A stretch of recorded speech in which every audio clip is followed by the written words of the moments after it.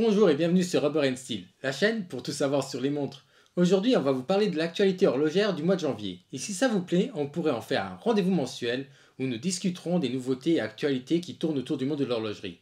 Donc, n'hésitez pas à nous le faire savoir en mettant un like sous la vidéo et un commentaire en nous disant ce que vous pensez des différentes montres et actus présentées.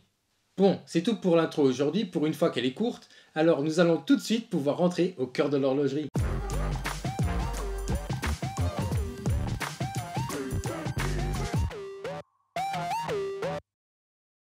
La première chose qu'on peut dire, c'est que ce mois de janvier a été très rempli niveau actualité et qu'on n'a pas pu toutes les mettre dans cette vidéo. Donc, on vous a fait un petit résumé de ce qui nous a le plus marqué. Commençons donc directement avec les annonces de chez Zenith. Et là, on a déjà beaucoup de choses à dire. En premier, Zenith avait annoncé 2 modèles limités, où moi personnellement, je n'ai pas accroché pour une raison particulière, mais on en reparlera plus tard. Les montres en question, les voilà. D'un côté, on a eu la Chronomaster A384 Lupin de Ferd, qui est elle limitée à 250 pièces, et au premier regard j'ai dit waouh, parce que ce cadran est simplement unique et super bien proportionné, et le mélange des couleurs splendide, et je leur tire mon chapeau pour ce magnifique cadran. La deuxième montre que vous voyez, c'est la DeFi A362, et là Zenith a décidé de reprendre un ancien design de la DeFi et de la remettre un peu au goût du jour. Bon, ce n'est pas ma tasse de thé, mais ça c'est subjectif, et ce modèle aussi est limité à 250 pièces d'ailleurs. Là, vous allez me dire, où est le problème? Si vous n'avez pas fait attention, regardez bien au niveau du bracelet. Et là, vous allez voir qu'entre les maillons, il y a des espaces vides. Pourquoi Zenith? Quel est l'intérêt?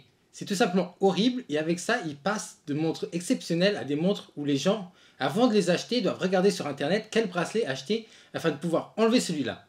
Mais bon, la vraie belle nouveauté de chez Zenith est arrivée en fin de ce mois de janvier. Et cette fois-ci, ce n'est pas une édition limitée, parce qu'on parle de la nouvelle Zenith DeFi. Elle est magnifique avec son motif de cadran et sa petite seconde à 9 heures qui vous permettra de voir l'heure à la 10e seconde près et son guichet date à 3 heures. Elle est équipée du El Primero haute fréquence qui lui confère 60 heures de réserve de marche. Ensuite, on peut parler vite fait de Longines qui va sortir une édition limitée de son Hydro Conquest.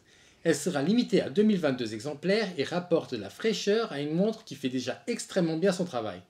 C'est une édition limitée en collaboration avec les Birmingham Commonwealth Games, et d'ailleurs la montre va reprendre les couleurs et le logo de ceux-ci. Bon, si vous avez déjà une Hydro Conquest, vous n'allez pas vouloir acheter celle-ci, puisque les changements que je peux voir sont minimes, et surtout visuels, malgré le fait qu'il parle d'un nouveau mouvement. Parce que ça m'étonnerait que ce mouvement rapporte quelque chose de plus, puisque la réserve de marche de cette montre est déjà énorme à 72 heures. Mais magnifique montre que j'adore déjà à la base, et avec ses couleurs, je la trouve encore plus spéciale et unique. De plus, on a Hublot qui, le même jour que Longines, a annoncé de nouveaux modèles qui vont venir s'ajouter à leur collection Big Bang. Je sais, beaucoup d'entre vous vont me dire « Non mais sérieux Hublot ?» Mais bon, faut savoir que cette haine envers cette marque n'a plus vraiment raison d'être, et que d'ailleurs les montres ont un design unique, qui certes ne vont pas plaire à tout le monde, mais c'est comme ça avec tout dans la vie. Donc si vous aimez, il n'y a pas de quoi avoir honte. Revenons à la montre. Cette montre a un cadran qui laisse entrevoir le mouvement, qui n'est pas à confondre avec un mouvement squelette, grâce auquel on peut voir à travers le mouvement. Cette montre vient soit en titane, soit en or, soit en céramique. Ce sont malheureusement des éditions limitées à 250 pièces, chacune. Donc ça va être dur de mettre la main dessus, mais avec ses 72 heures de réserve de marche et ses 40 mm de diamètre, j'essaierai quand même de mettre la main dessus à votre place si vous l'aimez. Du côté de chez Bulgari, on a également bien commencé l'année avec plein de nouvelles montres qui sont sorties, dont vous allez voir plusieurs modèles apparaître à l'écran. Mais ce ne sont pas ces modèles qui m'ont le plus marqué, même s'ils sont visuellement plus proches d'œuvres d'art que de montres. Et c'est donc de quelque chose d'autre que je vais vous parler, et c'est de leur nouveau mouvement. Et ce n'est pas simplement un mouvement, puisque celui-ci est extraordinaire, puisque le calibre BVL 100 mesure à peine 12,3 mm de diamètre pour 2,5 d'épaisseur, ne pèse que 1,3 g et comprend 102 composants miniatures. Donc imaginez la complexité afin de créer un tel mouvement. C'est simplement énorme et ce mouvement a été créé afin d'équiper leurs nouvelles montres Serpenti, qui sont des montres pour femmes en forme de serpent.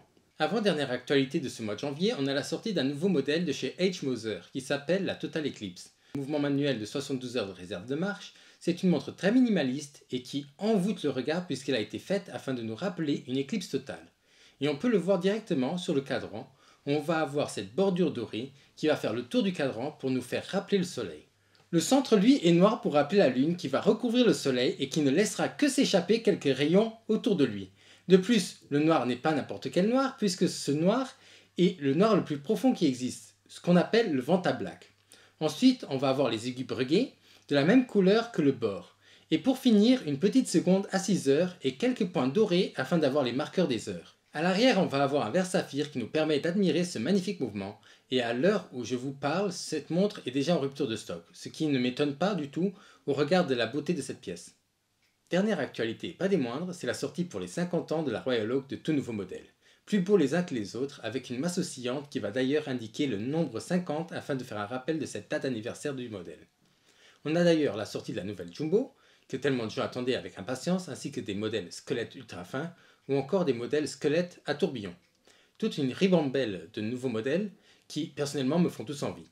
Je ne vais pas pouvoir m'attarder dessus malheureusement parce qu'il y en a trop, mais je vous laisse dans la description le lien vers la page afin que vous puissiez au plus vite aller profiter de ces magnifiques images. Il faut bien en profiter des images parce que pour nous, simples mortels, ce sont des modèles qui seront très durs à voir en vrai et encore plus durs d'acheter en boutique, même si on a le portefeuille bien rempli. Ceci conclut notre vidéo. Sur ce, laissez un pouce en l'air, un commentaire et partagez la vidéo au maximum.